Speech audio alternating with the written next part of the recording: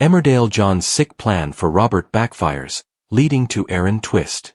While twisted Emmerdale killer John Sugden did manage to cruelly mess with Robert Sugden's head, he may have pushed him and Aaron Dingle closer amid looming passion. John Sugden continued his twisted schemes on Emmerdale on Friday night. But as the walls finally begin to close in on the villain, his latest tactic certainly backfires to a degree. Robert Sugden was taunted by his brother and enemy John on Friday, with John cruelly messing with his head to make him seem dangerous, but also unwanted. He was trying to convince Robert that after a moment with their nephew Harry, he shouldn't be around kids, or anyone, due to him lashing out. It comes amid Robert's mental health spiraling following his prison release, after 6 years locked up.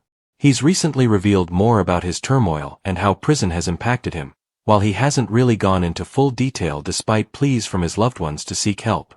So when his sister Victoria Sugden asked him to care for young Harry on Friday, she completely ignored his clear discomfort. He practically begged her not to have him be childminder for the day, but she was too busy pushing for it to see he was clearly worried. We then saw Harry and Robert in the cafe with Robert unable to impress the youngster, leading to his ex Aaron Dingle, John's new husband, joining them at the table.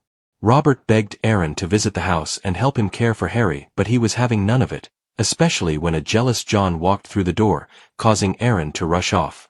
It was this scene in the cafe that got John targeting Robert once again, using his struggles and his spiraling mental health against him in a cruel act.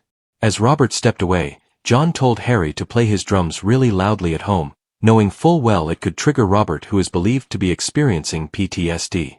So Harry did this, and after several pleas for him to stop, he was left terrified when Robert screamed at him.